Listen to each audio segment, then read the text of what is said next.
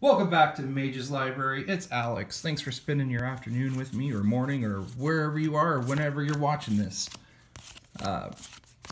Sparky's been showing me that I know nothing about Magic the Gathering, so I need to get some inspiration. And I'm gonna turn to the Odyssey block like I always do when I need inspiration. In case you're wondering, fun fact for the day, Odyssey block, or Odyssey the set, was the lowest selling set to follow a gold set. I know you're following along, you're playing Magic the Gathering Jeopardy at home, and you were going to say Theros. No, you were wrong. It's Odyssey. No, I'm not going to dish on Odyssey block. It's about when I started. I started in Invasion, and I kind of like it. I had a lot of fun. Looking back, I'm going to equate this to like Fallen Empires too. I know I'm going to get a lot of hate for that, but the whole threshold, I felt it was the threshold mechanic. I thought it kind of had a slow play to it. I enjoyed that. I always look at Fallen Empires cards and I think about how, you know, you're 3 turns deep on a fungus creature and you'd get a sapling token, and that was your big play. I'm going through the Odyssey block right now. War of the Spark. I guess there's some deck. This is real popular. Moments Peace. I know that I'll sell that as soon as I put it in. War of the Spark, there's a red-white deck that's blowing up. I'm packing a ton of orders with this, with Accelerate from Torment, Psychotic Fury from Dissension. I don't follow the deck list ideas. I don't have the time, and I'm not too worried about it because I get to see what's going on when you guys order cards from me. So, as always, I appreciate that.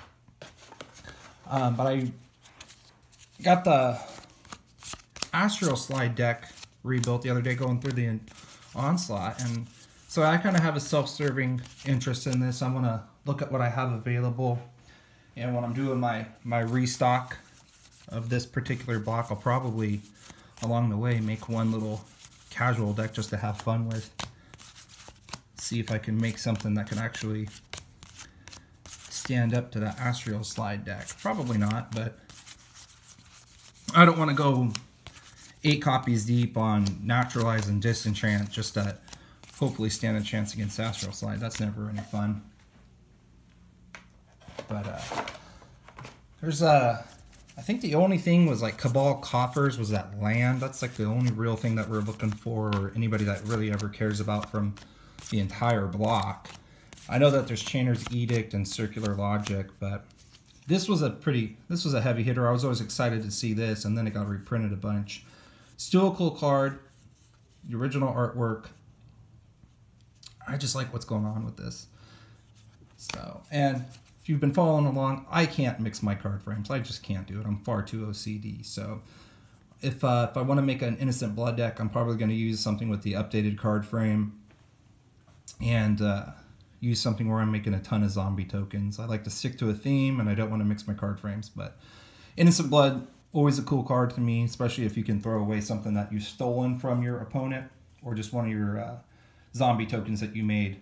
So some of these cards are rough.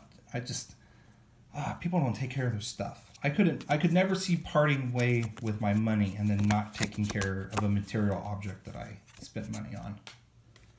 But that's just me. Oh, we got an uncommon with the commons. This is another popular card. There was something came out a couple weeks ago, and all of my Diligent Farmhands were sold. I probably only had like 24 of them, but you know, if you know anything about, it's like 2019 right now. This has been out for over 10 years. Again, worst selling set to follow a gold set. So I don't know how much of Odyssey was produced. I just know not very much of it was bought. And I'm not expecting to see Odyssey when I go and purchase someone's collection. So I have a 32 count box of commons and uncommons from Odyssey, and it took me about a year of buying tons of collections to build up this amount of Odyssey. So going forward, I expect it to take a little bit longer each year, just through the natural process of all of the cards basically making their way to my house. I have some sort of odd compulsion where I just feel like I have to get all these cards organized and have them. And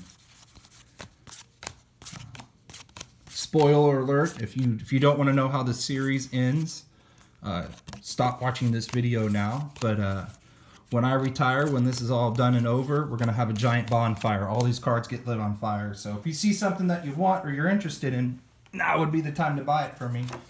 You never know when I might have a lucky day and hit the lottery or invest in something and then just not have to do this. And then I just get rid of all these cards because you can play Arena. Why would I ever need to own paper cards again? So I'm not seeing the monks that I used to play with. I used to have those monks that would hit threshold and then they would get like slightly better. I know one of them I had got like +1/+1, and I thought that was a big deal when I first started playing Magic. I'm like, watch out, my 1/2's a 2/3 now. Coming in for the game. I'm not seeing them. You know, dwarfs, I always wanted to make a dwarf deck. Next time I saw the dwarfs, Kaladesh. I want some Lord of the Rings dwarfs running around. I know that they're in the Fallen Empires. I know there was like Dwarven Strike Force. I might try to make a dwarf deck.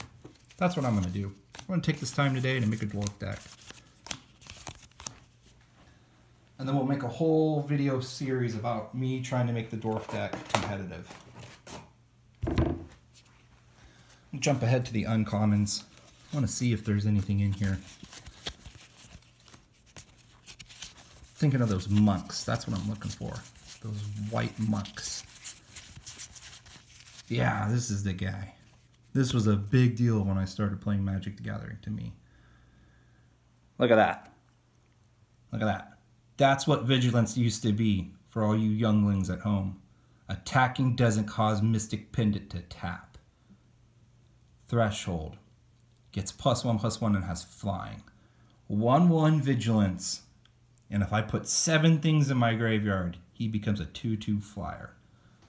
That was it.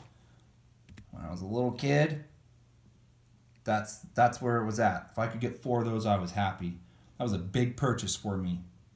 This guy. That was my first real attempt at a grown-up deck.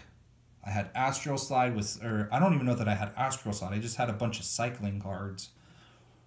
So I thought that was the fastest way because, you know, I thought I was so good at Magic, nobody was ever going to destroy a Mystic Pendant.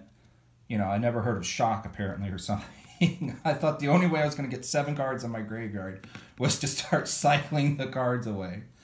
You know what? I think I'm just going to go off of memory and try to make that deck again just to see how terrible it is. And then see if I can even hope to improve it with all these years of experience of playing Magic the Gathering. And I don't think I'm going to be able to do it. I think it's the mountain I'll never climb. So, thanks for spending some of your time with me today, guys. I'll talk to you soon.